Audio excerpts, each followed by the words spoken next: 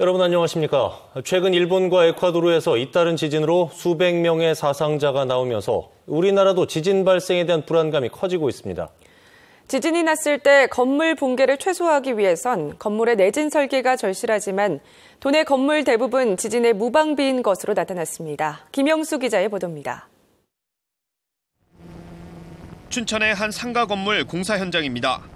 3층 규모의 연면적은 2,000제곱미터가 넘는데 철근을 비롯한 기초 자재 사용부터 시공까지 탄탄하게 설계됐습니다.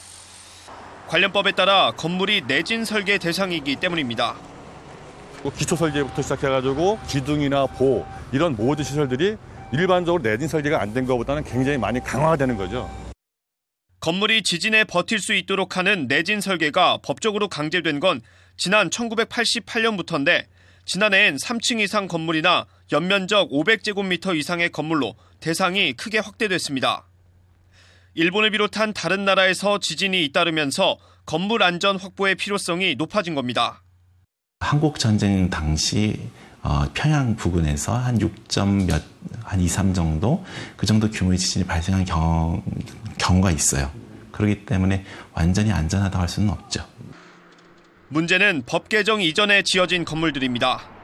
도내 건물 가운데 30% 정도인 12,000여 동만 내진 성능이 확보된 상태입니다. 정부가 개인 소유 건물의 내진 보강 공사를 독려하기 위해 취득세와 재산세 감면 혜택을 내놨지만 건물 소유주를 움직이기엔 역부족입니다.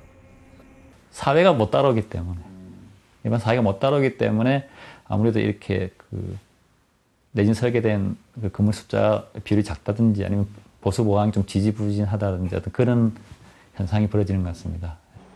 공공기관 건물도 사정은 마찬가지입니다. 도내 1,400개가 넘는 공공기관 건물이 보강이 필요하지만 국비 지원은 전혀 없습니다. 사정이 이렇다 보니 지난 5년 동안 내진 보강 공사를 한 건물이 12개에 불과합니다. 동네도 많이 하고 그 중식 같은 거는 좋은 것 같은데 실질적으로 국민들의 관심이 없다 보니까 이제 예산 정돈도 좀 힘들고. 지난 1978년 지진 관측 이래 도내에서 발생한 지진은 모두 84번으로 2007년 오대산 일원에선 규모 4.8의 지진이 관측됐습니다. 지원뉴스 김영수입니다.